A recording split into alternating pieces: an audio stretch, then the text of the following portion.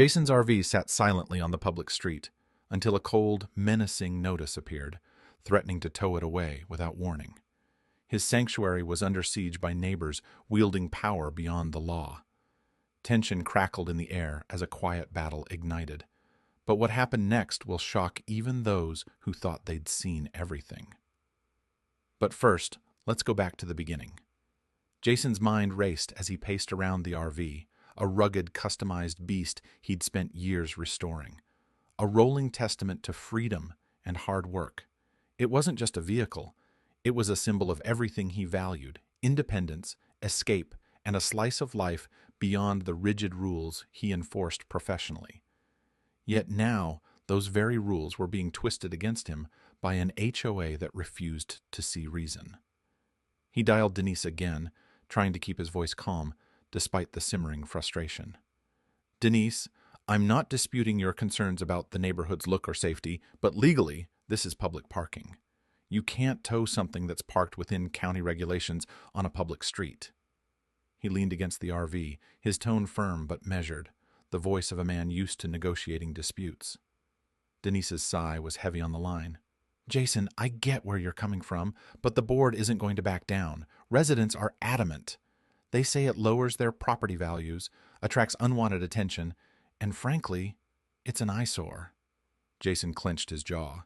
"So now legality doesn't matter? It's about perception and politics." He could almost hear the collective chorus of frustrated homeowners behind her words.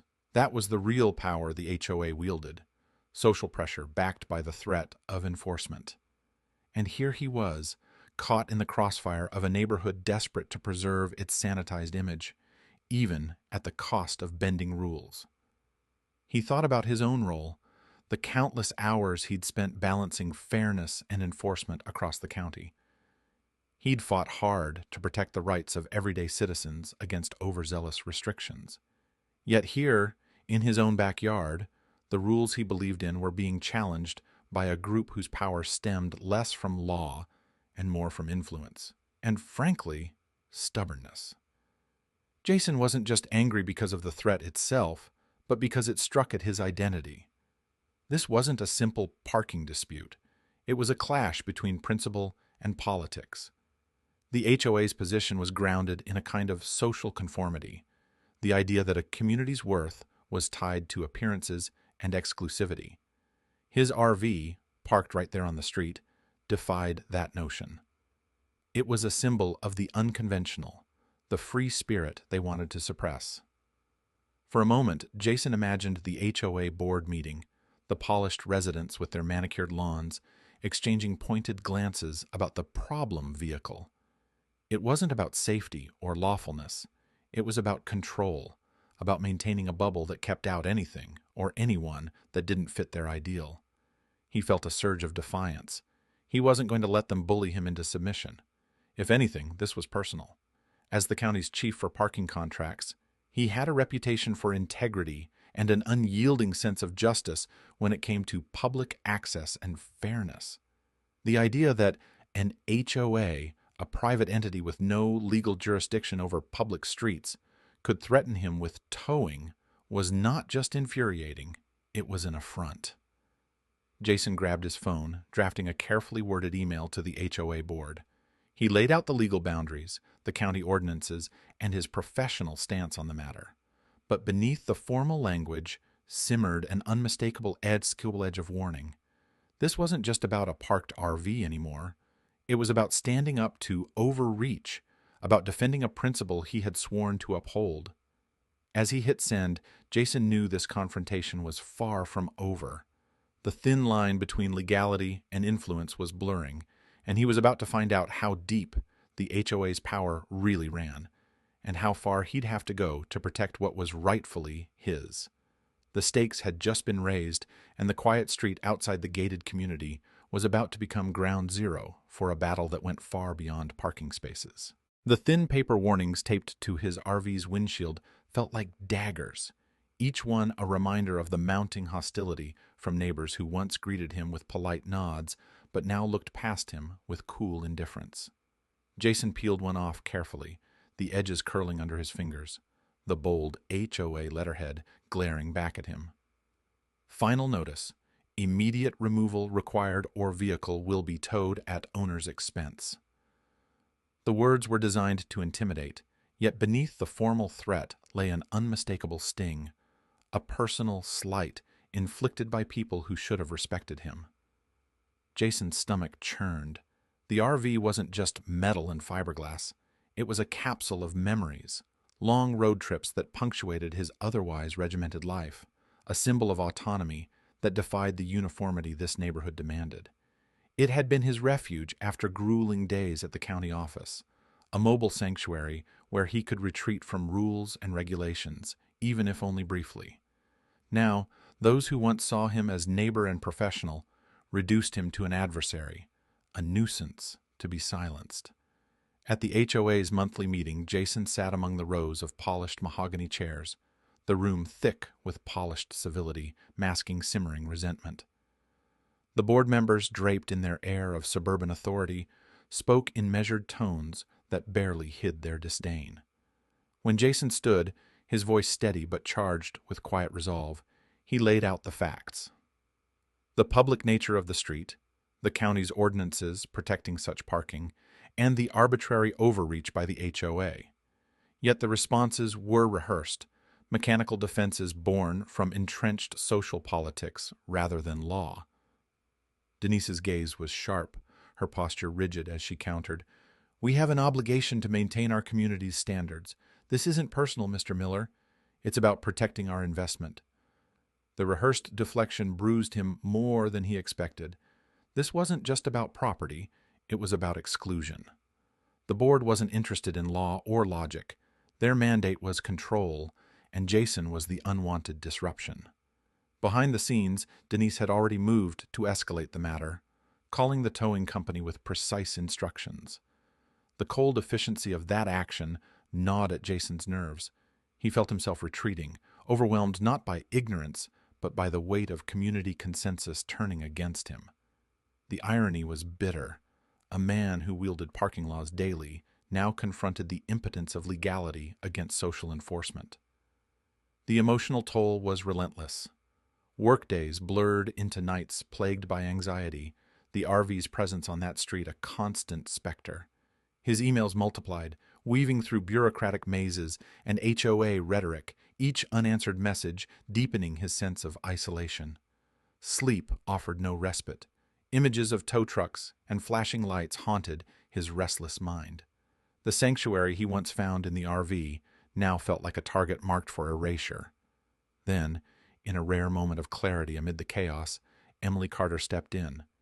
Emily wasn't just a legal advisor, she was Jason's anchor in the storm, someone who saw beyond the letters and bylaws to the human struggle beneath. Her voice was calm but firm when she reassured him, "The law is on your side. The street is public property.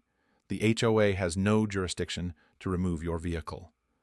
She helped him pivot from frustration to action, urging systematic documentation, photographs of notices, logs of phone calls, timestamps of interactions, transforming his ordeal into a meticulous record of resistance. Together they mapped out the precise legal boundaries, reviewed county codes, and prepared to challenge any unlawful towing with the full force of the law. This wasn't merely about parking anymore. It was about standing firm in the face of social exclusion, reclaiming his dignity against an invisible siege. Though the weight of the conflict pressed down on him, Jason felt a flicker of renewed strength. The fight was far from over, but armed with truth and unwavering resolve, he was ready to face the storm. The RV's presence on that public street was no longer a quiet rebellion, it was a statement. Jason approached the HOA meeting armed not just with legal documentation, but with a strategy sharpened by weeks of relentless preparation. The stacks of county codes, photographs, and meticulously logged correspondence were no longer mere papers. They were weapons forged in the furnace of injustice. This time, his presence was not one of supplication, but of command. As he stepped into the room, the atmosphere shifted. The undercurrent of previous dismissal gave way to a grudging acknowledgement of the serious challenge before them. He began by calmly outlining the explicit county ordinances that protected public street parking, emphasizing the legal boundaries that the HOA had flagrantly ignored. His voice carried the weight of authority, underscored by the impending involvement of the county council and the local press, whose interest he had already secured through discreet yet firm outreach. The room's cold veneer cracked as board members exchanged uneasy glances. They were suddenly confronted not by a lone complainant, but by a man who wielded the law as a shield and sword. Denise Harper, once the uncompromising face of HOA enforcement, now stood visibly unsettled. The looming threat of public scrutiny and potential lawsuits forced a retreat in her stance. The harsh reality that their actions might provoke expensive legal battles and irreparable reputational damage was undeniable. Slowly, under growing pressure, she advised the board to reconsider their position. The power dynamics had shifted palpably. No longer was Jason isolated. The tides of community opinion and institutional authority had turned in his favor. In the final meeting, the HOA issued a formal apology. Their statement was carefully crafted, a reluctant acknowledgement that the RV's placement was lawful, accompanied by a complete retraction of towing threats. This concession was more than a simple victory. It was a recalibration of power, a recognition that even entrenched community groups must respect the rule of law. The apology was a public declaration that boundaries, legal and ethical, could not be casually overstepped in the name of subjective aesthetics or perceived nuisance. Jason's triumph reverberated beyond his personal relief. By defending his rights, he reinforced the sanctity of county parking regulations and curtailed the HOA's unchecked authority. Neighbors who had quietly observed the unfolding drama were galvanized by his resilience, understanding that fairness and legality must guide community governance. The neighborhood learned a hard lesson. Power wielded without respect for individual rights ultimately sows discord rather than harmony. The ordeal transformed Jason profoundly.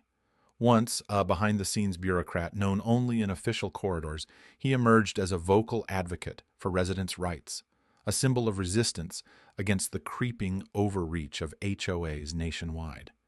Invitations followed, from neighborhood associations, local forums, even media outlets, seeking his expertise and testimony on navigating and confronting similar conflicts. His voice became a beacon for those intimidated by institutional pressure, proof that knowledge combined with courage could topple walls of injustice. Jason's story evolved into a broader narrative of empowerment, a testament to the enduring human spirit when faced with adversity from unexpected quarters. It illustrated how deep familiarity with one's rights, coupled with unwavering persistence, could transform a personal struggle into a communal victory. More than the return of his RV, Jason reclaimed his dignity, inspiring others to believe in their own capacity to challenge unfairness. The journey left Jason not embittered, but emboldened. The battle had tested his resolve, revealing the fragility of civility beneath polished suburban facades. Yet it also highlighted the strength found in steadfast adherence to principle. His victory was a quiet revolution, proof that justice, though sometimes delayed and hard-won, is ultimately possible. Through this, Jason became more than a man defending a vehicle.